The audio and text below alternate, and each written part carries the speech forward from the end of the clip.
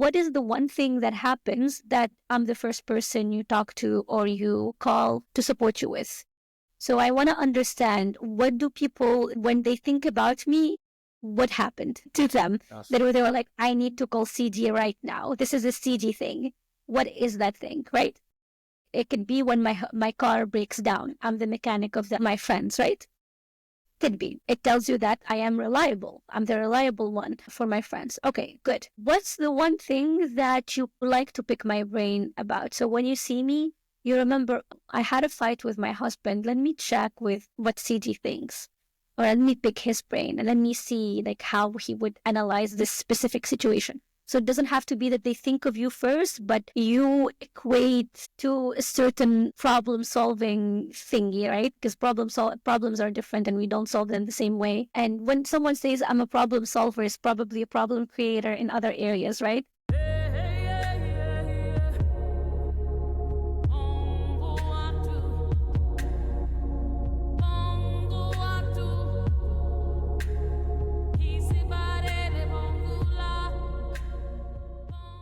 Salmini, before we go into the conversation, if you were giving people like some sort of a chapter or a template of what this conversation will look like in your mind, in your head, what would you say they will gain from listening to us chat? I'm hoping they would gain two things. One, they could jot down a framework that would work for them to help them grow, whether that be within their business, growing their business, or on a personal level, take a leap of faith to start that new thing or go on a new adventure.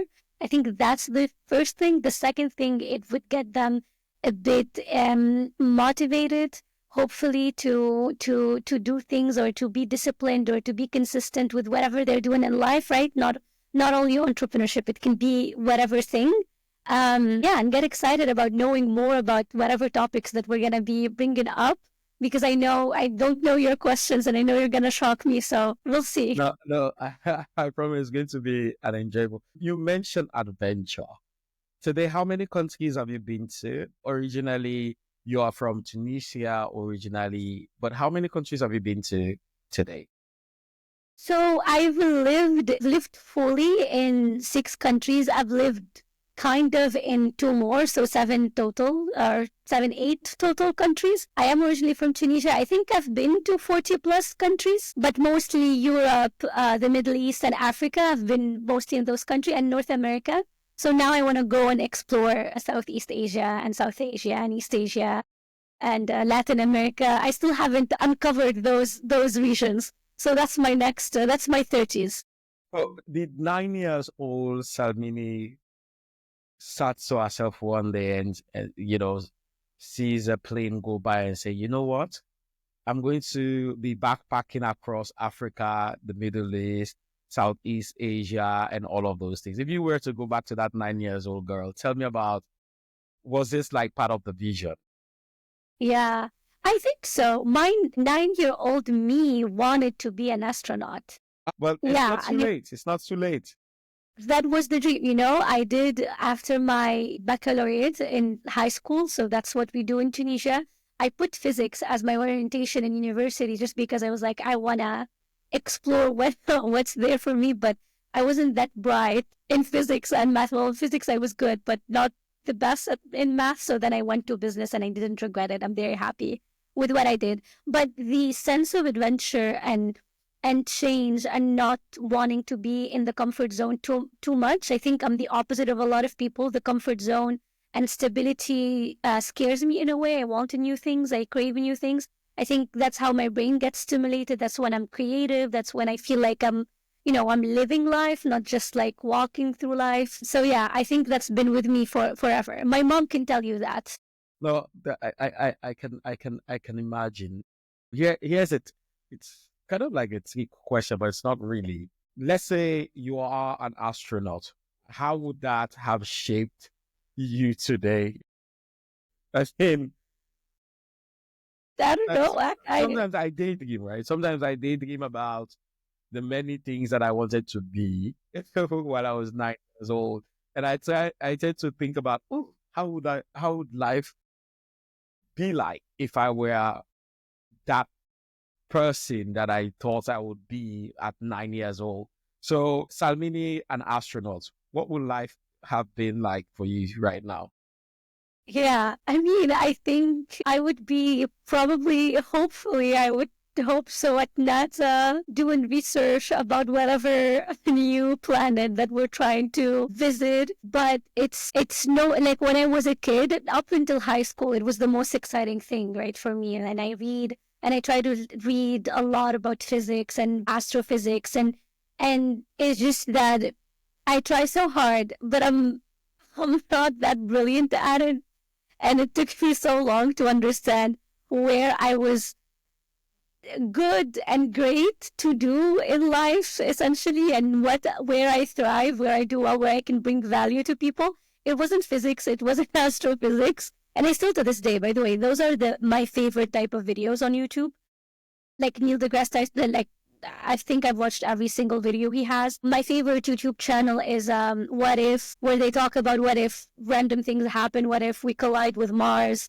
It's very random, right? But that excites me a lot because it's like, oh my God, this whole thing is happening, or a new discovery, or what NASA is doing, and what we have discovered in a new planet somewhere in the world. So it still excites me, but I knew in high school I was like, oh, this is not for me as a profession. Let me go discover what's for me. And I went on a trip, by the way. Like after high school, I started university for 3 months, and then I was like, I don't know what I want. So I dropped off and I went on a self-discovery year and a half, until I found entrepreneurship and innovation. I was like, So I'm going to go into that a bit. So do you imagine, can you imagine, firstly, in West Africa, right? The culture that I'm from, you are at university and then you're dropping out 3 months and then you're coming back to your parents. Like I could tell you the conversation is completely different.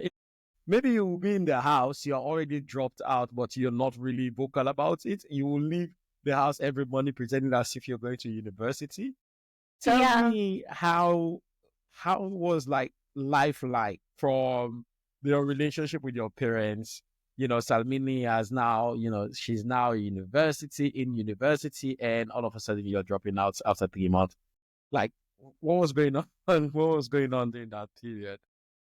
yeah. This is a very beautiful question, because I feel like a lot of women um, in Africa, Tunisia, Nigeria, Kenya, South Africa, Northwest, East and South, Central, whatever, they have it really different from their male counterparts when it comes to whether they'll be taking risks or jumping on opportunities, or even having these opportunities. I got lucky with the parents and the mom specifically that I had. My mom is an entrepreneur. She is a business owner. She bet on herself, and we had a lot of tough conversation. And I think my mom and I, at some point when I got older, we became friends, but we also managed to help each other grow and do better. And we had like a feedback driven relationship. And I remember when I went to her and I was like, listen, this is not for me. 3 months, listen, 3 months, 3 universities. So I started with the physics thing, and I changed it because I realized it's not for me. That was 2 weeks. Then I went and I did Beaux-Arts, which is arts, and it's absolutely not for me. And I did 3 weeks there. And I called my mom, I was like, I'm going to go to the ministry and I'm going to try to change to something else. And then I did economics. Economics, I liked it. Still wasn't it for me, right? I did a month and a half or something in economics. And then I went to my mom and I was like, listen, this is not for me. I promise you that I'm gonna find what's for me in like next year. I'm gonna be at the right university for me, and I'm gonna be doing my master's, and I'm gonna be doing all of those things. So I promised her to be on top of my game with my schooling. I didn't. I didn't do that. I dropped out again 2 years later, but that's another story. Um, and she bet on me. She was like, "Okay, go ahead and figure out your life," and that's what I did. Like, there's nothing I didn't do that year. Like I bought a guitar. I sold my guitar. I went and I took violin lessons. I started an NGO to support underprivileged people, young people, like kids in the south central of Tunis. Like I tried everything that I could try. I joined a book club. So whatever I could do, I tried to do. And then a year later, I went to volunteered in a refugee camp in Lebanon. So I tried to discover, okay, who am I in this world? to try to understand what I can do next and what should I be doing in terms of education. This is not something it's a privilege. It's not a lot of people, not a lot of people can do that. They don't have the privilege to do that. They don't have the time. They don't have the understanding, whether that be from parents, family, community, so on and so forth. So I'm very grateful that I managed to do that.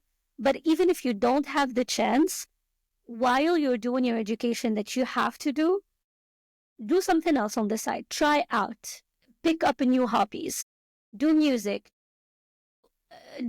dance classes, go volunteer your time, volunteer your intellect, volunteer your supporting families carry water from one place to another, for example. Like, it could be whatever.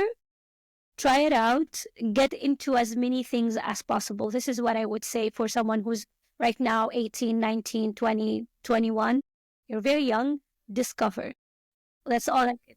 How crucial is that, like, in during that period wherein you are, because, and I'll give you context. So many of us, including, I think I count myself extremely lucky to be able to have built a career on something that I was really passionate about from when I was very young, right? But then in a continent wherein most of what people pursue are elements of our parents' influences, like, your parents admire a doctor, and for a very long time they admire that. So when they give birth to you, they hope you become a doctor, right? There is that amount of dissatisfaction or disappointment, even if they give you all of the support for you to go do what you want or whatever it is.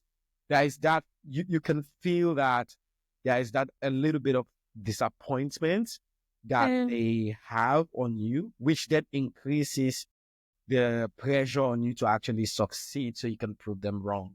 So Yes.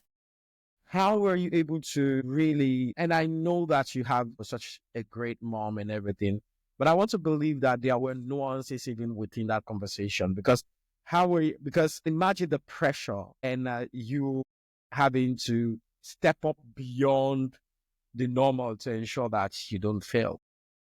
Yeah. Listen, that was a conversation that went very well. That doesn't mean all conversations, all of my life choices went very well with my mom and she was okay with it. Absolutely not. And that pressure to this day, you know what, when my mom and my brother call me, oftentimes the conversation goes to the direction, it's crazy. Like, how are you not a millionaire yet? How are you not like this person? And they would send me someone on Instagram or LinkedIn and they're like, this should be you. So imagine that amount of pressure. Like, that's the pressure my family puts on me to this day. And I'm turning 31 and they still put that pressure on me. But now, before, I guess in my early 20s, it was like, I need to do and I need to do and I need to work. And I hustled. Early 20s, I hustled. Like, all I did is work, honestly. Like, I had no actual personal life, didn't take care of my health, so on and so forth, because of that pressure. But to learn not to live other people's lives or their expectations of you, even if those other people are your family and the people you love most, is a process. And it's a process of unlearning, which is longer and harder. It's really easy to learn. It's easy for me to go learn Spanish than it is for me to unlearn, to not let expectations from other people affect me. So you need to be conscious about it. And for me, I believe that learning and unlearning require practice in anything in life. Even if it comes to things that are more human, about well-being or wellness or soft skills, essentially, you need to practice them. That means you need to have action plan and you need to have tasks. Think of yourself as an AI, and a machine learning requires a lot of data, and to train the model with a lot of data so it comprehends what we're trying to do later on. Act the same way with yourself and do these tasks daily. For example, for me, in terms of unlearning boundaries of, okay, please don't say that, for example, like, it puts pressure on me. Or trying to block your brain when someone is I don't know, saying something that maybe it is a bit negative, bringing you down or not very motivating. That I'm trying to block my mind, or I'm trying to create escapes for myself, artistic escapes or innovations or things that allow me to put all of my emotions and energy into that. I can go boxing, and I tried that. Not for me, but I tried it. uh, Swimming or hiking or whatever that allows you to let out that, but consciously, right? So you're reflecting on it. You're thinking, okay, it's my life, and this is how I want to live it, and I'm gonna assume my responsibility. I make mistakes. I'm learned from these mistakes. I am in my 20. I have to fail. If I don't fail now, then how am I gonna learn? How am I gonna pick myself up and do better later on? And I want to live. I want to live life. I don't want to live. I want to truly live life in 60, 70, 80 years, whatever. When I'm on my deathbed, I say, I lived. I lived fully in the way I wanted to live. Yeah. There's something that is, interesting from everything that you've said. So I've gone through different steps of unlearning myself, and the most difficult part of my journey, especially the journey of unlearning, is the relationship that you actually have to sever as you go along that journey. Because something you mentioned is, for example, being able to protect your space, being able to bring a lot more positive energy in your space and whatever it is. And here's a tricky question. Well, it's not really a tricky question, but I'd like to just hear your opinion about it, right? Which is to say that how do you then unlearn in an environment wherein the people who are supposed to be the core, the foundation of um, the foundation or your support system, the parent, your immediate family are actually the ones who have traditionally over the years built that environment around you. For many, many people, and I want us to be very contextual here, for many, many people, they don't really have the option of leaving home just yet to go fend for themselves or go rent an apartment for themselves or whatever it is. How do you unlearn in an environment like that? And listen, please, we're Africans. If you don't have to go live on your own, don't go live on your own. It costs a lot of money and you need to save, honestly. Like, you don't have, if your family is living in the same city you're living in or you want to live in, then just stay with them and save money. So that's on the side. But I feel like this is important, right? To create different social circles and support systems throughout your life. It's your family is always going to be there. Your family are the backbone of who you are, right? The minute you're sick, the minute you are in whatever problem, catastrophe, hurdle that's facing you, those are the people who are going to pick you up, whether that be financially or by supporting you or by helping you out. They're going to be there, right? But that doesn't mean they understand every aspect of your life, and that's no one will be able to. And that doesn't mean that they have responsibility over you, that they need to support you and be positive all the time and give you this and give you that and challenge you intellectually and have this conversation with you. That's a lot on them as well. Like, that's a lot of expectations. It's fine for them to also be negative sometimes and not understand what you're doing. That's human. They're scared for you. They don't understand what you're doing. To this day, my mom does not understand what I'm doing, but she's okay with whatever I do because I'm happy with what I'm doing to this day. So I believe in having social circles and to have support systems, support structures outside of the household. Even if you're married with kids, same thing. You cannot expect your wife or husband, spouse, partner to be there for you in all ways, shapes, and forms. You need to have friends that you go to complain about whatever, and you need to have friends to go party with, and friends, they can be the same friends, and friends that challenge you intellectually, and friends that you play chess with, and friends that you play paddle with. We live in communities. We are humans. We live in communities. We live in groups. We thrive when we work together. We thrive when we're together. Then just do that. Go and find your people, right? Like, go to NGOs, go to volunteer. Again, go to a coffee shop, meet people, find your champions. That's what I call them, champions for me. I mean, to be honest, it's really incredible to hear you talk about these things. And I must just confess here, right? I've never really heard this side of you. The Salmini I know is completely different than the one I'm speaking to right now, which is quite refreshing, really. I mean, we only work together, and for Exactly. anyone who worked with me, I'm very intense, and I'm like get shit done type of mindset. But No, but that's tough. to be honest, it's one of those things wherein, and I think we do this often, and one of the things that I've tried to do intentionally over time is that every workspace that I go into, I ensure that I don't only try to, of course, get shit done, but in the process, learn how to build people by building morals, motivating, and providing that support system. So even when I'm long gone down the line, I can always reach out and say, hey, I don't just become another coworker in the millions of co-workers that you've had. I become like an actual source of value that you can derive from even, 10 years down the line. And the reason why I'm bringing this up is because the more you talk about, some of these things, the more I really want to just, be calling you every single day to ask you about certain things because Absolutely. it's just really incredible. So when you left, you have been someone who have, I think, I don't want to say privilege because I think that's a strong language, but you've been someone who have been opportune to actually explore a lot of things along your way, in finding yourself.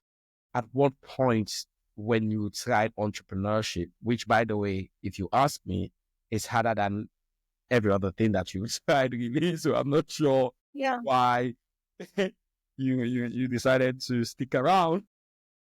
Yeah.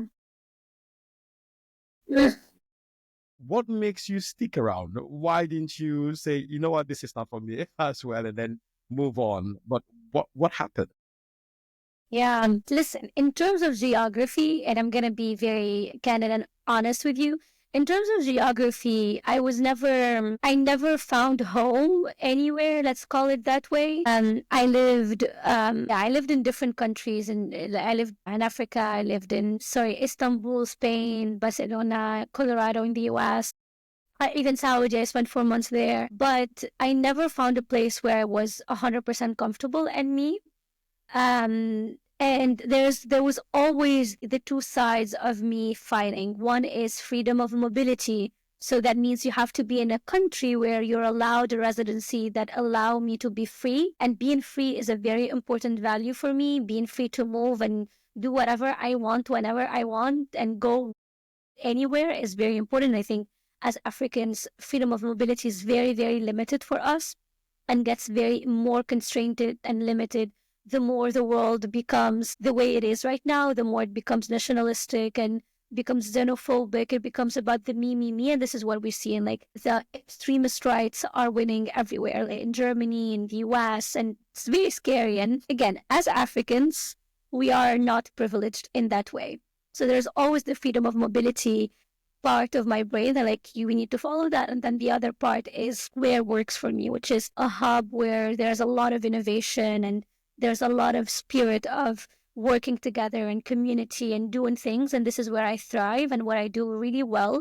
And two of the countries that I lived in and I enjoyed a lot, or cities I'm gonna say because it's not the whole country, Riyadh in Saudi Arabia and Boulder, Colorado in the US. Those are the two places where I felt the most comfortable, the most me, where I was in a space filled with entrepreneurship and people who wanted to make impact and a lot of innovation and people who believe genuinely in the greater good, and there's a pie and we all work together and we grow that pie rather than we're stealing from it. It's really not the mindset of the binary mindset of 1-0 of 9 to 5, not for the job, like the 9 to 5 job, but the 9 to 5 mindset of like, I'm going to work 9 to 5 and that's all I do. After 5, there's nothing. And before 9, there's nothing. So my job is not a way of living, or is not part of who I am, which for me, my job is part of who I am. And that's how I feel like I make impact and I leave a trace in the world. And hopefully I could leave a trace in the world later on in the future. So there's always that constraint, right? So I'm privileged in ways, not privileged in other ways, but sometimes you need to make a decision based on what you need rather than what you want. So I am in Lisbon right now and I'm loving Portugal and I'm adoring the country and the culture and all of that. What I would have wanted could have been very different. For example, I wanted to do a South Africa year where I live in South Africa and travel in East Africa because Rwanda is doing really well. Kenya is doing really well. They're becoming hubs for innovation and entrepreneurship, and it would have been great to also spend time in that region. But that's not the case because I chose the route of mobility for now, and we'll see what happens next. I hope I answered your question. I think I rambled a lot. No, the best part of that is actually leading me to our next conversation, because being able to move is, being able to expose yourself into different way of thinking, different culture. And I remember I think there was someone, I can't even remember the name, but there was someone that says the way you test intelligence is the mind's ability to interrogate new data. The, the inelasticity of the mind to interrogate new data and, come to new conclusion and everything. And the only way you get to do that is, through exploring different way of thinking, different thoughts, different cultures. And if you are someone who is constantly moving around, I want to assume that brings out a lot of, the things that make Salmini awesome. But what are the things that make Salmini awesome? Like, what is your superpower as it is today? How would you define the genius of Salmini? I think it was a process. I feel like it was a whole year of me trying to identify what was my genius. Honestly, like it was a question I was asked by a coach when I was 25. He was like, okay, what is your genius? What are you very good at that started happening naturally? 1 year, I couldn't answer his question because I didn't know, right? Oh, I'm good at market research. Oh, I'm good at strategic planning. What is it exactly? And I can tell you how I identified it, but it was pattern recognition, like AI. But pattern recognition in So people, just so people know, Salmini is not an AI. She's an I'm actual not. human being. I'm an EA. No, I'm an EA. I'm a human being. But pattern recognition is, I mean, AI is going to take my job with better pattern recognition. No, but pattern recognition goes deeper because pattern recognition is in people, in dialogue, in business, in markets, even in innovation. You start seeing, so I create frameworks in my head. If you tell me an idea or a solution to something, or so my brain creates frameworks like, okay, in which market, because I read a lot of like consumer behavior research and market reports and all of that.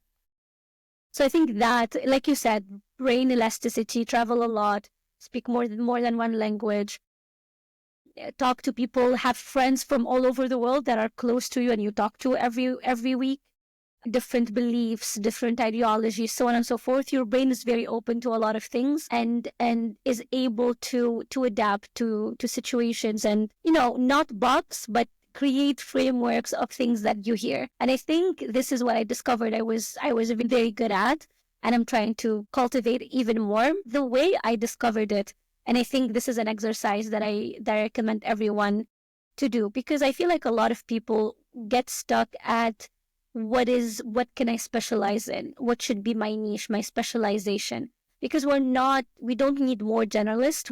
We need you to have a T-shaped skill set where you know a bit about a lot of things, but you're really specialized in that one thing. And this is what the world needs now. We don't need people that talk about like a jack of all trades, masters of none.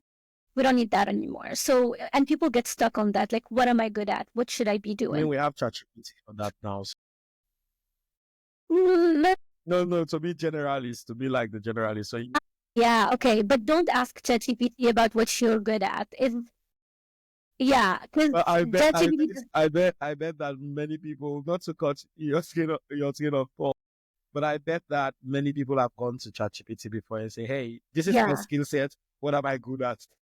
no, no. Go to ChatGPT to analyze information, to analyze data, to draw conclusion, to help you see something that you didn't see in a report or a research, to create content, to generate content, to create strategies to, I don't know, for visibility, for branding, for whatever. When it comes to in a way behavioral analysis or deep analysis of things, do your work, your homework first, then go and have your conversation with ChatGPT. As if you're acting as if ChatGPT trained in it to be your coach or your something like that, but you need to do the work first.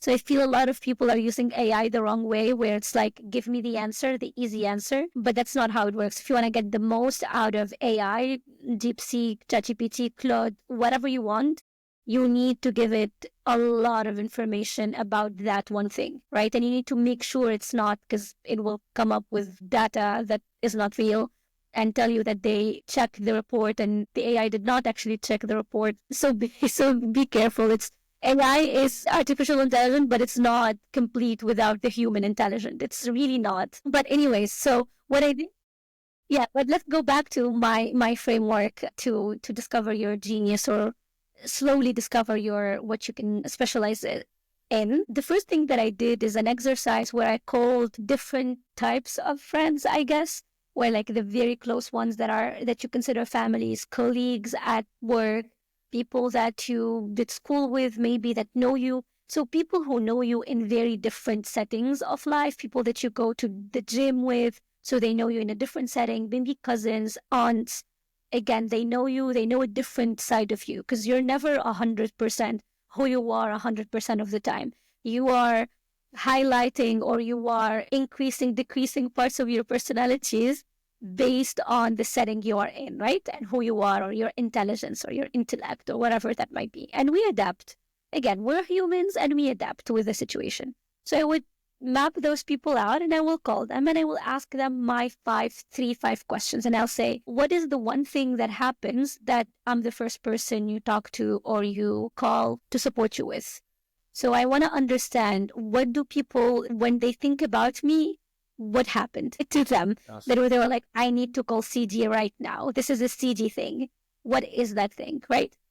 It could be when my car breaks down. I'm the mechanic of my friends, right?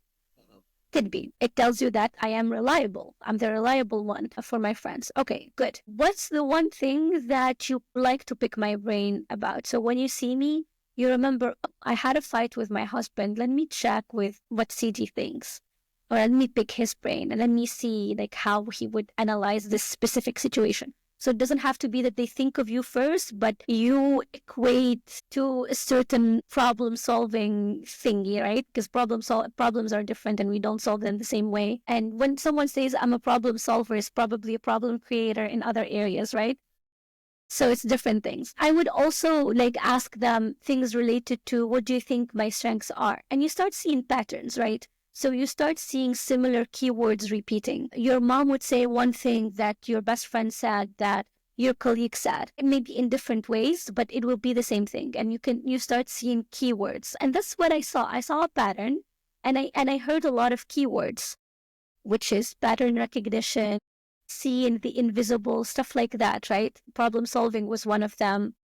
So I started seeing that. Of course, I took like these assessments online, the Clifton Strength Test and all of that, because it helps you also discover hidden things and analyze it more. So there's the Clifton test, which I liked, a strength test, the Gallup one, which I like that people can take, but there are plenty of other ones that give you in-depth analysis of you and who you are. And the third thing I would do is more of putting myself on the spot and outside of my comfort zone. So for example, I'm uncomfortable with talking to people. I would make a plan to reach out to 5 people on LinkedIn and schedule a coffee meeting or a call with them. I'm uncomfortable with social media. I'm going to post a video. Whatever I'm uncomfortable with, I'm doing exactly that The thing. opposite. Right? You're doing it. I'm doing exactly the thing that I'm very uncomfortable with. So that starts telling you also about like your hidden strengths and weaknesses as well, and the limits of what you can and you cannot do. I feel like the most powerful people are people who act today, not tomorrow. The people who start the diet today, not Monday. Okay, I need to start the diet, cut sugar, I'm cutting it today, right? So they act now rather than planning the action. So I feel like these are the most powerful people, and that's a skill. To be able to act today is a skill that slowly allows you to uncover your genius, to uncover your strengths and weaknesses, to unlearn, to know what you need to unlearn, because sometimes you don't even know what it is that you need to unlearn or what it is that you need to learn. So start uncovering all of those things. Act now and act outside of your comfort zone, because it's deadly. The comfort is deadly, honestly. Too much comfort is really deadly. You lose sight of who you are as a person going through life, and then you're basically a mummy going through life. And no purpose, no nothing, and you're just walking like a zombie. So I'm hoping no one is like that. This is so by the way, yeah, I think there are two more questions that needs to be answered. It's a 5 step, right? You've given us 3. So I'm taking notes. I'm taking notes on, because it's no, it's so good. I agree. It's so good. So my framework have not really been very structured, but it's actually almost mimic, the things that you just mentioned. So I always like to think about, what exactly do people reach out to me for? Like, if I sit down, even on LinkedIn, even on Facebook or social media or wherever I am, when people reach out to me, what really are they reaching out to me for? And I've Mm. come to really recognize that a lot of people reach out to me for this stuff. But then I also have come to, I'm beginning to, it's a journey for me, because I'm also letting sometimes, people want my opinion on certain things. So it's normal for me when it's, family, because what I tend to think about is, okay, because it's family, it means that probably they don't have a large enough pool to actually ask or bounce, these ideas to. So you make me like the default person. But then once someone outside of that, close circle come out to me and start poking my, you know, try to get my opinion on certain topics or certain things, then I'm beginning to recognize, okay, okay, Mm. okay. So I've been doing that. The one thing that, and I'd like you to, just touch on, especially when you come to your own career and growth, is I am someone, I'd like to say I'm very cautious nowadays. Before now, I'm action oriented. You tell me something now, I have like this gut feeling. I did a whole training and read a lot of books about how to use your gut feeling and stuff like that. But I'm beginning to realize that gut feeling might just be a way where your psychology is telling you that you're not exposed to this level of information. That what that means is it might not always be the right thing, but then so it makes me a lot more slower in how I Yeah. make or take that action. So how do you really balance those two things, especially in this age when there's a lot of information, but you also need to make quick decisions? So what does that process look like on your book? Yeah, so let's start with gut feeling, because gut feeling is not emotions, it comes from the brain. Yes. It's when the brain memorized certain things, analyzed them, and your brain is not gonna tell you, oh, remember in 2001 when this happened, this is why you need to act this way towards this. Remember when you were a baby and you touched the hot stove, it hurt you, don't do it again. So it's not reminding you of what happened when you were a baby, but your gut feeling says, don't touch the hot stove. So gut feeling is not dumb. It's very smart. It's not emotional you, and even emotional you is very smart as well. So absolutely trust your gut feeling, and gut feeling is almost always right. But your gut feeling can be also impacted by your own biases towards the world as well, because your brain is registering things that happen, your reaction to That you've them, been and you exposed might, generally. yeah, and your biases towards them, because maybe it registered something as negative because at the time you had a negative bias towards that action or that thing. And so now your gut feeling is telling you no towards something that could be a yes and could be good for you. So that's to manage that requires a little bit of analytical thinking and critical thinking. And I think we're losing critical thinking with the world we live in right now, with all of the Instagram and lack of nuance in a lot of things. We see the red and blue, and I'm gonna go a bit political if you don't mind, CD. We see the red and blue, the right and left, or right and left everywhere. No one is listening to both sides and just being critical of both sides equally. Us as Africans, we're more nuanced than the Western world, where we are on the whole spectrum. We can have conversations with extreme right and extreme left, and that's how we lived life, as like at least in Tunisia, that we grew up with very leftist and very rightist, and we had these conversations and fights and our homes and with our parents and aunts and uncles, and we would have two like parties, one on the right side, one on the left side, and we're like fighting each other, and we had those conversations. And I feel like we're not having those conversations anymore. And with the impact of the American culture that's really toxic for the rest of the world is the red and blue. And if you're red, you're not blue. If you're blue, you're not red. It's very toxic. So people are, you go on Instagram and TikTok and it's someone is telling someone, oh, you voted for Trump. You cannot be friends here anymore. You're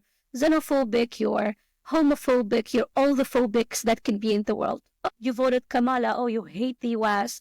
You hate Americans. You hate, you're white nationalist, you're, I don't know, like we're labeling each other based on these views, which is really, really, really detrimental for humanity in general. I consume right and left media, for example. I consume both, and and I'm a liberal, but I consume both, and I enjoy consuming both because it tells me, it gives me an idea about what each person is thinking. And I absolutely, for looking at the left and right in the Western world, I equally hate both. I equally dislike both. I equally do not agree with both because they're both crazy. But looking at what they say, the narrative, what they decided to believe in their heads is very powerful because that's what can allow us to bring everyone in. In my friend group, in the people in my community, I have people who are Americans who voted for Trump, who voted for Kamala in my friend group. Like literally people who love me and I love them.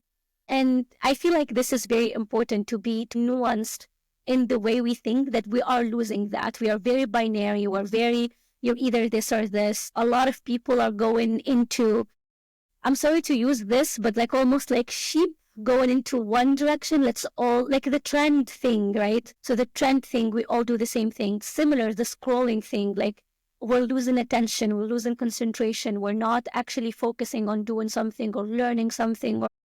So I don't know where we're going as a humanity, but I would at least urge people to read a book, finish it, even if it takes you a year, finish it. It's fine. And I can recommend the last book I read personally, which is Think and Grow Fast. Think and Grow Rich, sorry. Think and Grow Rich by Napoleon Hill, which is a book from the 1939. Crazy, but it's an incredible book. Yeah, like, read a book, finish a book, go off your social media for a couple of weeks so you feel like you're in control of your life, not something is taking control over you. Have a conversation with an open heart and mind with everyone, because that elasticity of the brain, again, that allows you to think of things in different way. Don't box people based on colors, religions, ideologies, so on and so forth, because there's so much power in people coming together from as diverse as they can be and create something. It's the most powerful, beautiful thing. I didn't answer your question, but I went on a rabbit no, hole. it's actually very good. So I want to transition our conversation so we can get into, you know, the innovation, the tech, the things that we are both excited about. But before we do that, because I'm really curious about some of the things you've mentioned, and I'm going to be very, you know, direct with you and, you know, the listeners and the viewers, the people that I know, and most of my friends know that I used to be, no, not used to be. They still know, they still believe that I'm an avid reader, right? So I read everything. So the Napoleon Hill, Things and Grow Rich, as you will say, but from Blink by forgotten the name of the guy now. So from Blink, Napoleon Hill, like I have tons of books, and every year I give myself a target. Okay, this year I want to do maybe 20, 30, 40 books, right? Whether I'm reading them on my phone or I'm, you know, using audiobooks, but at the same time reading them or having the hard copy and stuff like that. But over time, what I'm beginning to realize is that it's dropping. It's dropping. I'm reading more articles now. So I'll read an article on, you know, someone telling us how neuroscience work with the brain. I'll read an article on someone who talks about the history of how, you know, the French World War, or like I read all of these things, but reading a book now is a lot more harder now than it used to be. Like for me personally, 2, 3 years ago, how do you manage that level of consistency? For me, my excuse is, and I think it's a terrible one now that I'm thinking about it and now I'm talking about it, is that I always make the excuse that, but I read anyway. I read every day. I read maybe 2, 3, 4, 5 articles every single day. I do deep research on different topics, different areas. Those are 5 minutes read, 4 minutes read, sometimes at most, 10 minutes read. But I've not really, I can't remember sitting down. Last year, I think I read only about maybe 5 books. I can't remember sitting down beyond like those period wherein I would sit down for an hour in the morning or 2 hours at midnight just reading. I don't know whether you're the frustration. And listen, like I'm not Huberman. I don't wake up at 5 a.m. and I don't read for 2 hours and I don't do cold plunges because it's not available where I'm at. I'm gonna be honest with you, like we also don't want the toxic positivity, toxic productivity that I see a lot on YouTube with a lot of channels and YouTubers and influencers. It is also not realistic. It's also on paper. It's also a very privileged way of living. I'm not saying read for 2 hours, 1 hour, but schedule 30 minutes a day to read a book or parts of a book or anything, honestly. But 30 minutes is like 20 to 30 minutes is important because your brain is inside like that book. Your imagination is working. It's a very good way for your creative imagination to work it out, because articles are great, but with articles you're learning. You're not imagining a whole new world, right? A whole new way of doing things. Even with Grow and Think Fast, Think and Grow Fast, when he talks about Dale Carnegie, when he talks about Ford, when he talks about Edison, like, and when he talks about his counselor, that in his imagination, you're imagining all of that with him, with the writer.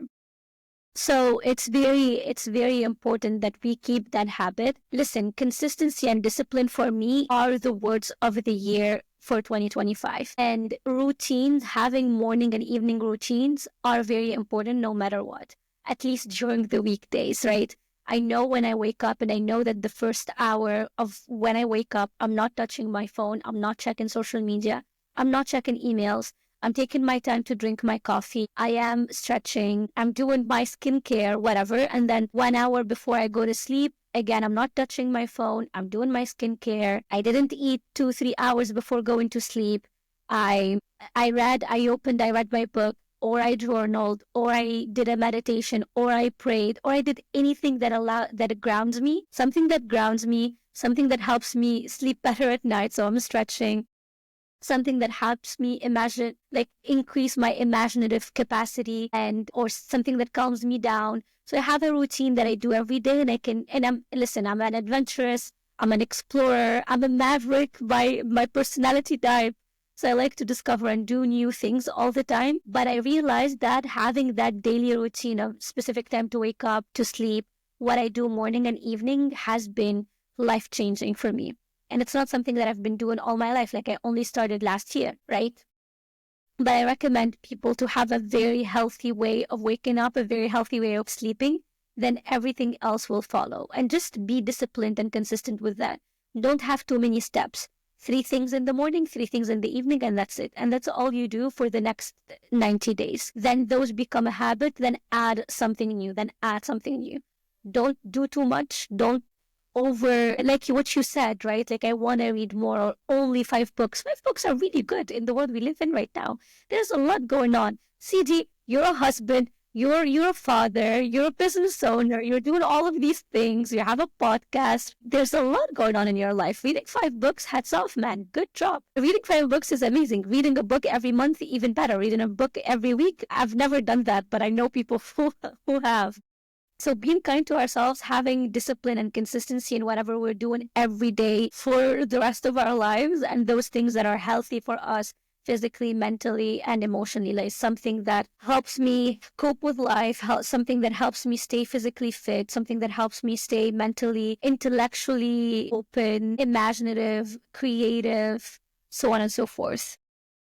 And list out your things. Personally, I can tell you real quick. In the morning, no phone. I read 2 pages only in the morning because I feel like it's important for me. Coffee 30 minutes after I wake up, not the first thing. Stretch, plan my day. Like, try to plan what I need to do in the day, because otherwise it's overwhelming. Evening, same things. No phone before I go to sleep. For some reason, cleaning, getting active in the evening makes me tired, so I sleep better. So I do read more than like 10 pages, hopefully, is what I've been reading. But if you can do more than 30, that's great. I'm very slow. and that's it, and pray and sleep. And that has been very therapeutic. I have to be more, I have to be a lot more disciplined in that, just thinking about that period. I'll say this to you now. I think this is almost like a therapy for me. I don't, right now, I work really to really late hours. So I'm on my laptop, sometimes even working, sometimes even when I close my laptop, I'm working on my phone till like dead in the night, and then I sleep. And then when I wake up, then I try to pray. But once that is done, even before getting up from the bed, I started working again, right?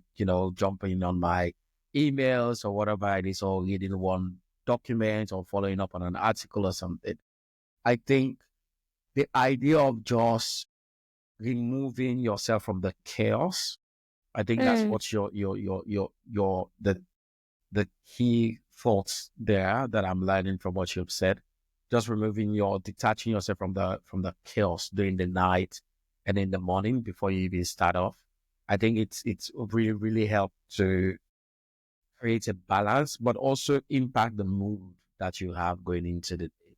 I think I have to be a lot more disciplined, but it's harder to do when you are an entrepreneur, because investors and everybody else around you, what you hear them say, and of course those toxic positivity guys on TV are saying that you should not sleep, you should wake at 4 o'clock. In fact, now, before we get into that conversation, this is how I want to go into that. This is a LinkedIn post. This is an actual LinkedIn post that I saw someone posted. And he goes, if my co-founder is not ready to work with me till 4 a.m. in the morning every single day, they are not a great co-founder for me. What are your reactions to that? Yeah, for the longest time, that was my life, right? Like, that's absolutely what I believed in.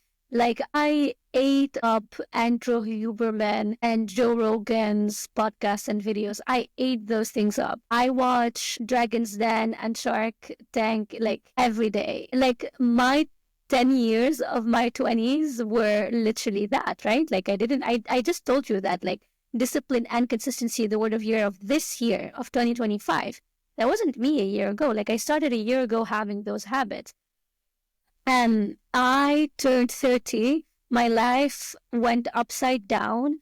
I had a health issue. My family had health issues. And 2024 has been a tough year for humanity, I think, on all fronts, macroeconomically and on a personal level. So I'm no different than anyone else. And anyone in the audience is struggling. We can create a group with each other. No, but I absolutely hate that mindset of the wake up at 4 a.m. and work till the next morning, and the toxic, again, productivity and like structuring your day to the minute, and the calendars and Calendly. My friends used to book a calendar invite, like they send me a calendar invite to book a coffee time with me. At some point, I was known in my friend group for the person who cancels plans because I'm working. So I prioritize working and meeting over hanging out with my friends. I became known for this, by the way. And maybe when this is live, my friends would comment and be like, yep, that was her. And thank God I didn't lose anyone, but this is the feedback that I got, right? Like, you're not reliable anymore. We cannot count for you to show up. And then again, the hit happened, all of that happened. And I realized, like, okay, my career tanked in 2024. My financial tanked in 2024 because I had this health issue and I wasn't able to do my job in the right way and work with my clients in the right way, so on and so forth. And so what am I good for then? Like, who am I without my job and without all of that? And I realized, damn it, like, I have all of these incredible people around me. I have champions. I'm really good. I am really good at what I do. And I worked really hard on myself, but that's not me. It's part of who I am. It's not fully me. I am this whole being that wants to be balanced, that wants to live life. I don't want to wait until I'm 50 or 40 or 60 when I have enough money to retire and go live life. Life is too short. You never know when you're gone, right? And I want to be balanced and I want to live a good life. And I don't want to be in the hustle mindset and this is the startup mindset that came to us from the Silicon Valley, right? Like hustle, hustle, hustle, hustle, whatever. It doesn't have to be for everyone. It doesn't have to be how we live life and do things. And it's crazy to me that in 2025, with all of the automations, AIs, MLs, LLMs, all of the no codes, and you still have to work until 4 a.m., then you're doing something wrong or you're lying to us to show us that, oh my God, you work so hard. Oh no, like if I'm running a program right now, 90% of what I need to do, I've already done. Like the 10% is going to be search and niching it down for this specific audience or whatever. Yes. Like, don't bullshit us with having to work till 4 a.m. The most thing that an entrepreneur does and needs to be doing is the networking and building relationships element. That is time consuming. That is absolutely time consuming. And I empathize in that sense. And sometimes you need to take a step back and like, I'm not going to events anymore. I'm gonna take care of my team now. But in terms of the actual work day to day, you have, again, all of these automations, AIs, no-code platforms, low-code platforms. Even if it's low-code, go to ChatGPT, DeepSeek, whatever, it will give you the code and you're good to go. You have all of these things available for you. Plus, you have people who go to university who want internships all over the world, who are very qualified to do a lot of things, who are available for work. Everyone can work remotely, and almost everywhere in the world, cities in the world have internet. I'm not going to say everywhere in the world because it's not the case, and have access to a laptop or computer or whatever. The amount of skilled talent in Africa is incredible. I work with development agencies that do like dev, product development for us when I work on venture building projects, and most of them come from South Africa. And I never had an issue. All of them work in South Africa. Never had an issue. Went very well. You have access to masters and MBA students who have their capstone project. What does a capstone project mean? It means that they need to work on a real life business or project. Approach the university in your neighborhood and be like, hey, I'm a startup, I'm an SME, I'm a whatever. I need digital transformation. I need to transform how we do payment. I need to transform how we reach out. I need to acquire more customers who are struggling with that. They will act as your consultants and they will do the market research for you. You're outsourced 90%, 70, 80% of what you need to do without spending way too much money on the thing, right? You can pay in service fee. Well, students, you're not paying them, right? They have to do it. It's part of their education. But interns or talent, skilled workers all over the world, you can pay them the wages that are paid in that country. So depending where you're at, you go somewhere that's lower, the wages are lower. So if you go to South Africa, you're trying to hire someone from a country where they're paid less, so you can afford to pay them in their currency, and it's still very, very good. You could pay them in equity, you can pay them in revenue share, so you pay them from the revenue once you make revenue. So there are a lot of ways to do things and outsource. You're not great at everything. Outsource what you're not great at. Honestly, like right now, I'm outsourcing digital marketing. I'm outsourcing content creation. I'm not good at digital marketing. I am outsourcing it, and I am working with 2 people now who hopefully will help me do better and do those things better. So outsource what you're not good at, what you're good at but takes you a long time, someone else can do in 1 hour, you do in 2 days. And this has been my life with content creation. Whatever you can do in 1 hour, I'm probably spending a whole day doing it because it's not my thing, right? So you don't really need to work until 11 p.m. It's crazy to me. Go live your life, work enough to generate wealth and income, and go live your life. And surround yourself with people who are great at what they do. Pay them what they deserve. Don't be greedy of like, it's my business, I need to own 80% of it. You don't need to own 80% of it. When the business does well, you all do well. And you don't have to work 24/7. And come your 40s and you're like, well, I worked, but I didn't see anything and I didn't go and live life. So absolutely, this is my philosophy, at least now. You have worked with a lot of entrepreneurs, but Part of the work that you and I collaborated on, at Seed Stars was actually working with some really brilliant entrepreneurs. And throughout your journey, you have strategically build relationships with these entrepreneurs and supporting entrepreneurs. So I'm going to ask you a rather, I don't want to say it's a controversial question, but I just really genuinely want to hear your thoughts, because I've also worked with entrepreneurs in Europe, in the Middle East, but also in the continent where I'm a native from, right? So here's the question. You mentioned that Africa has a lot of talent, but there is also the argument that there is not a lot of top talent in the continent. And this is why when you see companies, especially growth stage companies in the continent, going to the Series A, Series B, they go hire some big corporate guy from, Silicon Valley or whatever it is. How would you compare the result of and the quality of work that you're seeing between or producing by entrepreneurs in the Middle East versus entrepreneurs in the continent, in Africa versus entrepreneurs in Europe, and the support Yeah. system that they have? Yeah. Listen, let's start with hiring from outside the continent.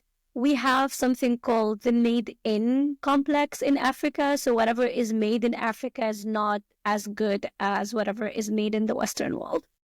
It's common. If the audience now that are hearing us are from African countries, let's be honest with each other, right? When someone comes from France or Germany or the US, whatever, like the behavior or the way we treat them is very different than when it's a CD or a Salmine. Even the treatment, the salary, the pay, everything is different. The talent is the same, but they come from the Western world. And we have the made in complex. We are colonized continent, and we're still trying to move away from this colonizer mindset, that type of thing. And I think with millennials getting into leadership positions and becoming the drivers of the economy slowly and but surely, I think that's shifting and changing. Because when you think of me, my friends, you, your friends, people around you, we can see that, we can clock it. And we're treating people talent-based because we're open, we've seen the world, we've traveled, so on and so forth. But listen, I left Tunisia and I found more respect for what I do and my job and my skill set and expertise outside of Tunisia than I did in Tunisia. And to this day, right? To this day, I have, when we're talking about older people who are experts at what they do, who are industry experts, giants at what they do, I get more support from people who are outside Tunisia than people who are from my country. And even in terms of like opening doors for you, finding opportunities for you, helping you thrive and do better, I feel like it's limited in Africa, an African for another African. But again, with the amount of programs and things that are happening in the continent, I think that's changing.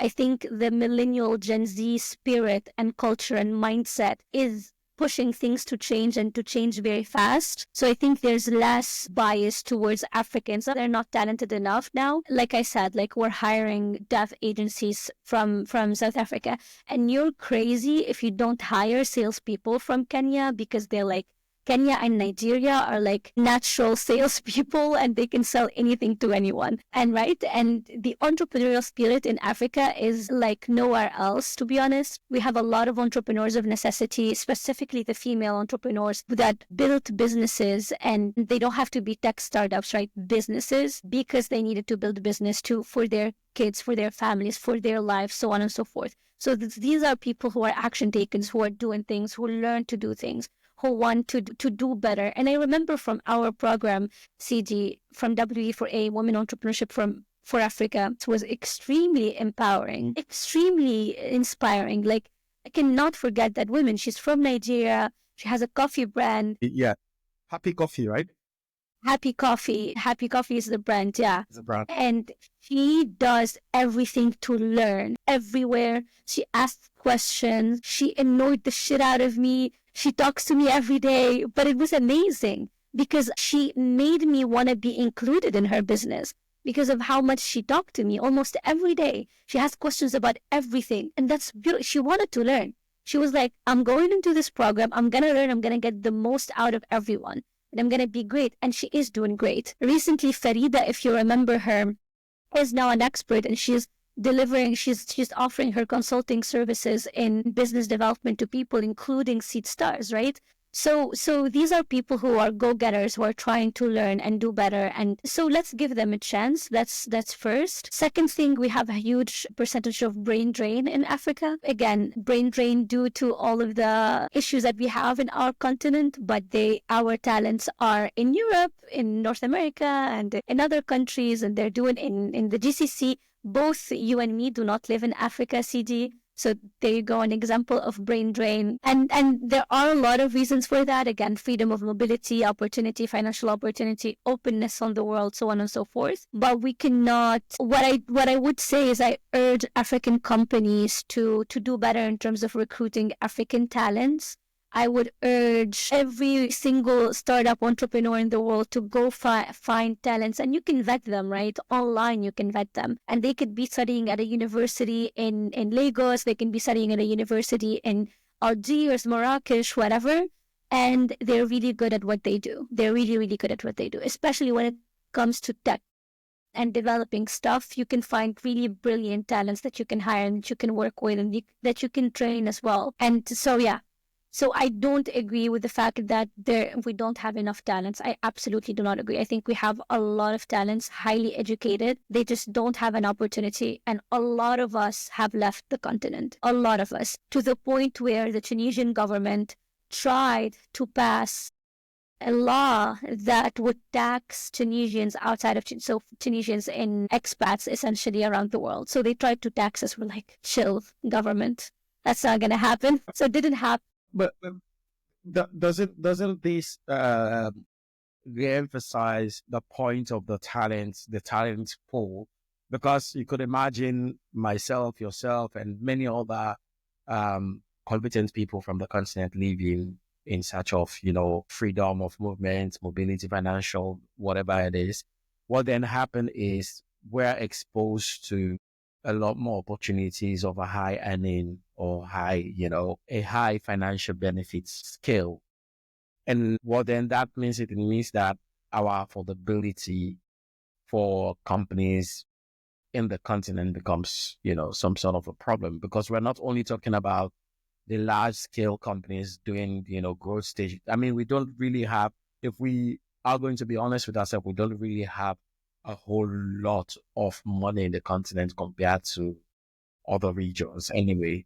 So it means I am going to be very expensive for a startup in Tunisia compared to if I was living in Tunisia, if that makes sense, even though I'm an African.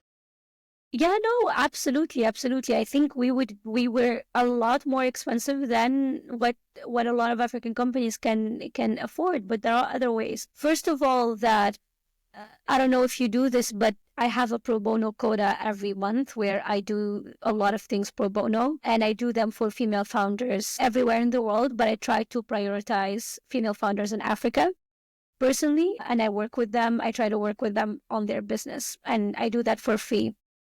And I keep on working with them down like 4 months. So bringing the impact back to the continent is not a bad thing. It's actually very beautiful. The other thing is there are other ways to be paid, right? So you can be paid a percentage, you can be paid through equity. Again, there are other ways to be paid in a way that would work for you, that doesn't have to be now. It can be future value. Equity is not a bad thing. Like, we already take equity from companies all over the world. So why not do the same thing when we work with startups or SMEs in Africa? Then, if I'm being honest, big NGOs and corporates in Africa can absolutely afford to pay us. They just choose to pay people who don't look African. And this I've seen happening a lot. I hope we see less of that, but I see happening a lot. No, absolutely. So there's one part of the things that you do that I want to explore. So you are really, when it comes to, growth hacking in general, So just add context for those of you who are listening is, growth hacking is basically, cracking the code for you to scale. And Salmine is, I don't want to say genius, but she's a genius when it comes to when it comes to that. When it comes to that. And I have a question that I've been thinking about throughout and even in preparation for this conversation. Guys, a startup in the continent that just closed down. It's an edtech company in the continent that just closed down. I think it's called Edukayo in Nigeria, and they decided to give back their money. Now, as always, you have a lot of people who have different opinion on why startup close down or startups fail. And I think sometimes some of the thoughts can be very disingenuous, right? Because you're saying comment from people who have never built anything, zero, zilch, giving opinion on how a founder could have done better, right? And for me, it's annoying. So the question that I want to ask you is, when you work with these founders, especially when you look at businesses in the continent, how do you define or how do you identify a founder or a business that has the potential to actually scale, and not only talking about scale from what is on paper, but genuinely scale? How do you identify that? Listen, what I've seen a lot in the continent that we don't go for scalability when we start businesses, where we build businesses for livelihood.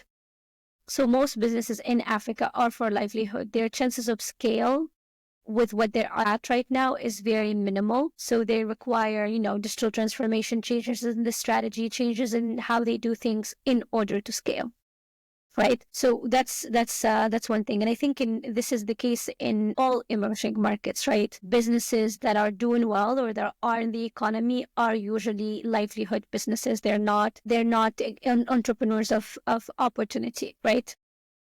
And entrepreneurs of opportunity build things to scale and for faster growth and money makers in the future, so on and so forth. When I look at whether a business can scale or not, or is it a safe bet or not, I look at, have they done the work to identify and validate market demand or not? That's the first reason why businesses and startups fail, is market demand, clearly, right? It's they don't know who is buying their product or service. They don't know where to find them. They don't know how much they're willing to pay. They don't know if they even care, right? If they don't know any of that and they're building a cool product, I'm just going to give you feedback and bye, see you later. We would work together if you're also open to understanding that we cannot go anywhere without having the customer being onboarded with us while we are doing our sprints or experiments, so on and so forth. So we have our champions that test with us throughout our life cycle, throughout the sprints, from the minute we are doing market research to the minute we soft launch and go into the sales cycle, right? My favorite right now, one of the businesses I work with is a SaaS talent acquisition business using AI to generate, JDs and automate the whole process to match and rank and assess cultural fit of talent, so on and so forth. And this entrepreneur is the example, honestly, this entrepreneur is an example of a successful founder, successful entrepreneur. She does the exact things that an entrepreneur needs to do. She's a master outsourcer. She outsources everything that she doesn't have to do or she doesn't know how to do. And she outsources perfectly because she knows where to find the right people. She's a master networker. She goes to every networking event. She builds relationship. It's not only networking, she builds relationships. She's so good at building relationships. So literally, I'm in this investment sprint, you already have people lined up to talk to. That's powerful. Building relationship is powerful. It's all about people who bet on you and on your business.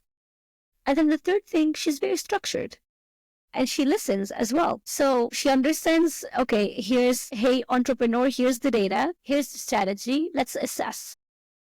And she sits down, we build strategy and we start executing on it. She understands that the vision is in her head, even though I'm working with her, it's not my vision. It's her vision. I'm helping her act or execute on the vision. So she's slowly getting there as well. She's not stressing herself to build right now everything and it's the perfect product. She understands that we're going to go through versions 1, 2, 3, 4, as long as we test and we understand that this is what the market and the final customer needs. And I think that's a very good entrepreneur is. Of course, down the line, being a good team player and manager and leader is very important, where your team is staying because of the vision, because they feel like they're part of the business, the owners of the business. They're not only employees. I think that's how you keep top talents in startup environment where they're not paid that much, is when they believe in the vision, when they want that founder, this business to succeed, so on and so forth. And I think that's also on the founder or on the CEO's plate of responsibilities. But you see, everything that a CEO needs to do is not highly technical. It's really about soft skills, interactions, strategic thinking that allow them to succeed and create successful businesses. And also listening, but also being critical. We had a conversation yesterday and she said, okay, good feedback from one of the mentors, of the advisors. We don't have to take everything that they tell us, right? And I was like, of course not. We're going to be critical. Oftentimes, people give their opinions, mentors, experts, whatever, they give their opinions. And that's really sometimes detrimental for startups, especially when the founder is younger in age.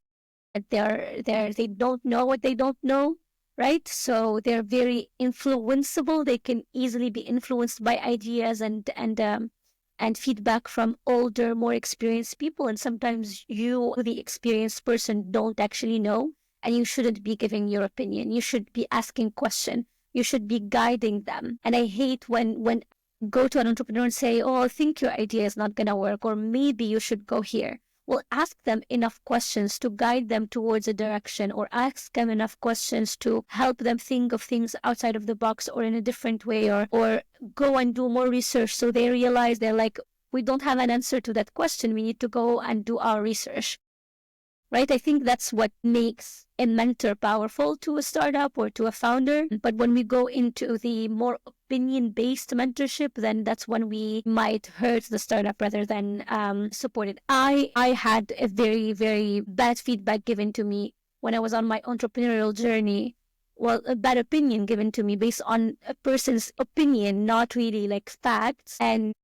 And that changed a lot of things for me, and it helped me learn. But still, like, we need to move away as mentors, as experts, from just giving opinions. Giving advice is good, guiding is good, asking questions is good, poking holes at the models is good, challenging the founder is really important. But let's defer from giving simple opinions and telling them what to do without actually knowing, because we haven't done the work ourselves. But from the because the thing I've come to learn about mentorship, right? It's it's relationship based. It's two people. One is giving, and then the other one is taking. Whether the mentor is giving in form of asking questions, challenging the entrepreneurs, and all of those things. How does an entrepreneur, accept these? Like, what are the processes of accepting mentorship or receiving mentorship? Because, like you rightly said, to not to quote you, but the founder that you're working with right now would normally say to you, after listening to, an advisor will say to you, we don't have to take everything that they say, right? So you could imagine that you're not in the picture for a lot of other people. They just receive this advice. How does one interpret this advice to ensure that it's relevant for them? And how do they define that relevance? Yeah, by listening to a lot of them. So when you are a first-time founder, not experienced with the business world, so you're probably in your 20s, early 20s, still discovering the business world, I would say, and this is what I learned at Watson Institute in Boulder, Colorado, and I spent a year literally trying to build my business there. The main thing that they asked us to do was from August when we started until December when we ended the fellowship, to talk to one new person every day. This was the challenge. They asked us to talk to one new person every day. Imagine, from August to December. It's a lot of people. And the objective of that is literally to get as much feedback, as much, guidance as possible and slowly try to build relationships. I personally had amazing conversations. I had really, really, not great ones. I remember one conversation with an investor and he said to me, okay, this is bullshit. Go figure out your model and then come back to me. And I feel like I almost cried, or maybe I cried when I left, but that also was helpful because I didn't figure out my model. Who did I think I am? Like, no clear model, no nothing, and I'm going to this investor telling him that I need this money. Like, come on now. Go validate demand, go figure out my model, go even, build the MVP first before I can go to anyone and try to sell. But it's important to get that feedback. So it was important for me to talk to potential investors just to get their feedback, their opinion. So the more noise you hear, the more you start filtering what's right for you from what's not right for you.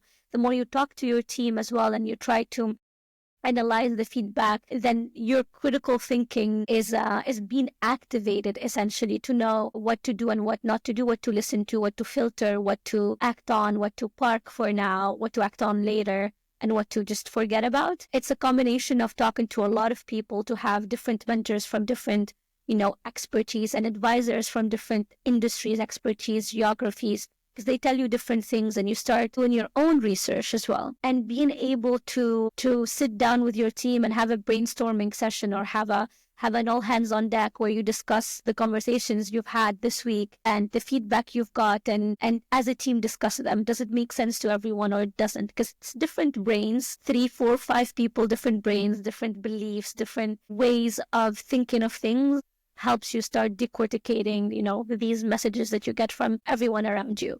A lot of noise at the beginning of your business is not a bad thing, right? Later on is a bad thing, but at the beginning, you need to talk to as many people as possible, because these people become your champions. So they refer you, they open doors for you, they introduce you, they maybe become your customers or your investors or your partners. So talk to as many people as possible. That's where CEO time should go. CEO, a founder's time, should not go to sitting down behind a laptop building a product. That should be outsourced to a dev agency or to a team that you recruit that does that focuses literally on that. Similar to a CTO team should not be 24/7 coding. It should be maybe 3-4 hours coding, and then the rest is making sure the team is doing the job right, that you have no mistakes, no bugs, everything works end to end perfectly, user experience, so on and so forth, right? So I think that's So I want to tease that conversation a little bit more, which is, I have, of course, worked with a lot of entrepreneurs myself. And sometimes you could, some sessions that I have, you could hear like the confusion from the amount of noise they've been exposed to. So how do you really, like, the question I'm trying to ask is, how does an entrepreneur know what noise is the right noise to listen to? Because you don't want to be in a situation wherein you have to think about it. Most of the entrepreneurs that we have are not maybe the most experienced. It's not like they've gotten like this deep experience from corporate or whatever it is. Most of them, as you mentioned earlier on, maybe are necessity founders, right? Because something happens, so they become a founder. So if they get exposed again to too many voices, don't that have a counter negative impact on their thinking in general, especially if it's really that type of person? Yeah, I think absolutely, yeah. But I think it's also a practice of, again, critical thinking, understanding what works for me and what doesn't, and being able to analyze all the information that I was provided. Again, cleaning the data set. I have a lot of data, and I'm cleaning the data set in order to feed it to my AI model to be able to, again, like it's as simple as that. We cannot say all of the information we're fed in a day is important, is good, is helpful for us. Maybe half of it is actually should be in the junk. So I'm going to take the data set and I'm going to clean it. It is a skill to be able to clean all of the noise and take what's important and throw away what's not important is a skill, but you need to hear people out. The only thing that I feel like for me, my brain automatically turns off is when I'm talking to someone and I'm presenting them one of the clients that I work with and project, and they say, I don't like that you are focusing on Web3. I think cybersecurity is better. Why do you think that? Well, ask me, instead of ask me, say, have you explored cybersecurity space for whatever you're building? Okay, maybe go do your research there. Then I'm going to go do my research and I'm going to let you know. Is it the right fit, not the right fit? Is it going to be the better niche for me or the worst niche for me? So don't tell me what you think. Tell me what I should be researching or identifying or figuring out. Right? I think that's where powerful mentorship is. Think about it this way. A coach, a therapist is not giving you an answer. Have you heard a therapist tell you, hey, quit your job? They're going to guide you towards you making the decision to quit their job. And mentors should be able to do the same thing. You need to be able to analyze the good, the bad, your energy as well. If your energy was off during a call or a conversation, then that's it, right? So you need to be able to analyze everything that's going on. But that doesn't mean also if I'm in a call with someone and I say, guys, you haven't validated anything. This is like you're talking about nothing, and they get like offended by it. And they stop talking to that mentor because they said that. That's also very, very bad, very detrimental, because you're not taking feedback, then you're being too sensitive toward feedback. That's an issue as well. So you need to have a thicker skin to listen to feedback, to filter, to clean your data set, filter, take what's important, act on it. Act on it means do my research. Doesn't mean do it. Doesn't mean I'm going to pivot today because someone told me to pivot. It means that I'm going to do my research and I'm going to identify how I'm going to pivot, whether that works or not. But I'm doing the research. I mean, that comes to your, it's growth, right? So entrepreneurship as an individual, when you're going to, I always say to people that, listen, when you go into entrepreneurship, so I've been a 3 times founder, right? Like solid, like building something solidly, right? And one of the things that I've realized is that for every time that I go along like this founding journey, it's actually been a period of self-discovery. And the more I do it, the more I focus on how the journey is changing me, the new person that I'm becoming, and that growth phase that I'm going into. Because the challenges are different and the learnings, even though the learnings are unique from a different situation to the next, but I can pretty much draw from them and, make better decisions as I go along the journey. The question is, what are the fundamentals for growth around the entrepreneur, the business, and the community? Do you have like a framework you work with, or do you have like a thoughts around like that fundamental of? I love that question. Let's start with the business because it's simpler. Even though we need to start with the self-growth mindset is a mindset. To have a growth mindset, we start with the self, community, then business, right? But let's reverse engineer and start with the business. I believe in having strategies and having OKRs. So I have objectives. I have very clear key result for the year. And based on that, I have my funnels. I have top of the funnel, middle of the funnel, bottom of the funnel, and I have my lead magnet in everything. It can be one thing that I'm doing at top of my funnel. I'm doing newsletter. My lead magnet is downloadable template. And then I go layer in the middle of the funnel. Okay. It's a masterclass, and then my lead magnet is 15-minute or a discount code to use our tools, for example. So that I'm getting more information about my customers, whatever. And then bottom of the talent would be acquiring the customer, right? So they're buying my product or service or subscribing or doing all of that. And then my lead magnet should be a lot of things. Should be all the content that I created, but it should also be lead magnets from the whole funnel, right? So this is in terms of growth strategically. So I've done my research. I set down my team. I said, these are my realistic objectives for the next quarters of 2025. These are the key results for each objective. And for each key result, I have experiments. So I have key results and I have experiments that I run. So let's say my key result is to acquire 50 customers. So what do I need to do to acquire the 50 customers? For example, I need to run a digital marketing campaign. I need to do cold outreach. I need to do a referral program. So how long will each thing take? So I'm doing sprints of 1 week because I cannot do all of that all together. I'm a team of 3, 4, 5 people. So I'm sprinting it out and I'm putting all the information in this sprint, in the campaign, digital marketing campaign, ads on LinkedIn, whatever. I learned that it doesn't work.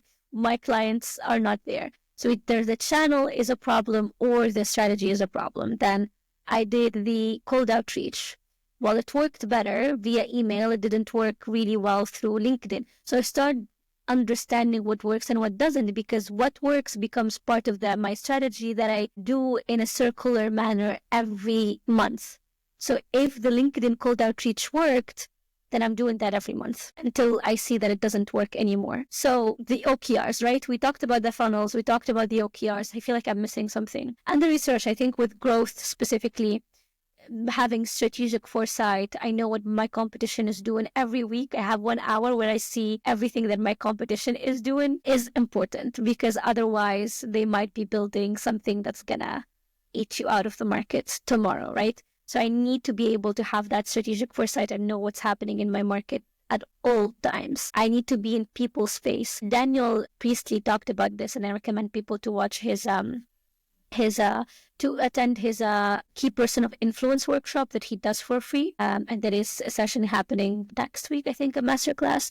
And he talks about this 7 hour of content rule that people need to consume your content, consume 7 hours of your content, essentially, to be able to, it's called 7-11 something. I don't remember exactly what the framework is, but you need to be in people's faces. So if you want people to buy your product, they need to be able to see your logo, your content, your work, your face of the company, CEO or TO or CEO, whatever. They need to be able to see you on a daily basis, literally in their face, till they get bored of you. But they need to be able to consume your content that adds value to them. Of course, it's not just you talking about yourself 24/7, right? But something that adds value to them. This is on the business. On the human, personal side and community side, the person, I feel like, consistently thriving to be disciplined and consistent and do better and have better habits and have that growth mindset that I'm always striving to be a better version of myself is very important. It comes from a state of reflection first. So I'm going to take a step back. I'm going to reflect. What am I doing wrong? What am I doing right? What's working for me? What's not working for me? I'm listening to my body and I'm trying to identify that I am being unhealthy. I'm not going to the gym. I'm not doing all of these things. So what can I do tomorrow? I need to read 2 pages. 2 pages is enough. It doesn't don't go overboard of like, I need to read a book every month. It doesn't have to be like that. Like, incremental change is good enough for your growth as a human being. With your community comes next, because if you don't feel like you're connected to your community, you're working in a community, then that feeling of disconnect creates a loop of auto exclusion in a way. So you're auto excluding yourself from your community. Being in, and like we talked about it before, like the pro bono work that you do for your community, essentially to help them thrive and do better. Being an active member of your local space community where you are present, where people can count on you, where you are reliable, you're bringing people up. Because what happens is that you go home, you are inspired, you are motivated, and you feel better about yourself because you're part of the greater good, or you're part of this thing that's creating incredible feedback. And then you feel better about yourself, and then you go to your job and you do even better at your job because you're fulfilled, right? So it's a very beautiful loop that is driven by a growth mindset and wanting to continuously do better, and not seeing things as negative and positive, because again, we're not binary. We're not computers or AIs. We're actually humans. We're all shades of all colors. And growth means that I am consistently reflecting. I am consistently researching understanding, like researching, even personal level, learning new frameworks, learning new ways of doing things, learning about neuroscience and how to best exercise and how to best eat and how to best. It's all knowledge that you need to acquire to be able to grow and do better, to be able to bring more impact to your community, to be able to come to your business with more motivation and influence and help everyone around you do better and grow themselves. And it becomes a very beautiful loop, honestly. No, so again, thank you very much. Like, guys, there's so much I want to go into. So here's what we're going to do. We're going to do a part 2 of this podcast because I just really want to bring you back because there's too much that I really want to go into. But it's been an incredible time spending this moment with you, having this conversation, learning from you first and foremost. So thank you for coming to the Pitch Room Africa, Salmini. And I don't know where you're going to be the next time we're having our podcast, but wherever that is, I do wish you all the best. But before you go, there's one thing that you've mentioned a lot, which is AI. What is Africa's role in the development of AI in the next 10 years as you see it, with the context of having seen what is being developed in the GCC and Europe? Yeah, I think we need to act now and act fast. I am very obsessed with the applications of AI, and I'm currently doing the Cognilytica course on applications of AI, so on and so forth. I'm very obsessed with it. I'm very in that world and very excited about what can happen in the next few years with the emergence of better models and more sophisticated models and so on and so forth. But this is what scares me, right? Is because it does feel like we are not on the same wavelength as a continent as other places in the world when it comes to using the power of AI and other exponential technologies. To be honest, it's not only AI. And I feel like this is where African governments can play a huge role because the governments invested in AI. And with artificial intelligence, it's not a new thing, right? It's existed for a long time. And we had what we call AI winters. I think we had 3 winters where, okay, AI becomes a thing. We talk about it, an initiative here, initiative there. Then there's the AI winter and it's gone, and then again, and then again. And then now the reason why is a big thing again because there was a lot of investment. So there are a lot of companies that invested in it. There better computing capacities, yes, but there were a lot of investments and the government was involved as well. A lot of governments in Western world was involved. In the GCC, the governments are involved in pushing the usage of AI, and we're not training our own LLMs yet, but hopefully that happens. Even if it's the GCC, then it's still in emerging markets and it's still a win for all of us. But I hope that we see more of an active role of African governments when it comes to the usage of AI, because we don't want to be left behind in this, digital revolution. We don't want to be again. And one of the people I talked to not so long ago called it like a digital colony.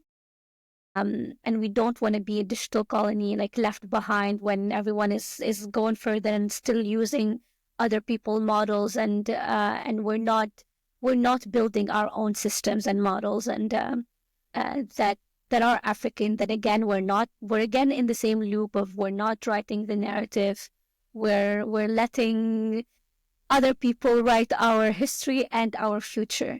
And I hope that doesn't happen. I don't know. I don't have the answer as to like how would that happen or when would that happen or whether it will happen or not. I'm not a politician, I'm not a historian, and I'm not a scientist, but I just hope that we take our destiny into our own hands and start making these big bets and big investments, specifically in the space of AI, because it is possible. It is really possible, and it is expensive, but it's getting cheaper and it will get cheaper. And for African, and I think that would not happen without African continents coming together, in countries coming together. It's a huge continent, right? But at least a few countries can come together and put their differences aside and be like, okay, let's build this, let's create this, let's invest in this. I mean, we only can hope. We can lobby for it, but for now, we only can hope for that to happen. But for now, I don't see us doing any big bets or making any large, risky investments that can really take the continent to another level. In terms of AI, we're talking about artificial intelligence. Thank you so much for coming. This Thank you is for Me having Through me. Africa, and I've been joined by an incredible ex-colleague, turned friend. I hope she consider me a friend. Salmine, it has been an absolute pleasure to have you here on the podcast. Thank you so much, CG. Thank you. I'm very grateful for you. Thank you for having me. You're definitely a friend and a colleague and someone that I go to with a lot of my business issues, but definitely very grateful to have you and very grateful that you invited me. No, the pleasure is all ours. Until next time, I Thank wish you all the best in your travels. Thank you. I appreciate it.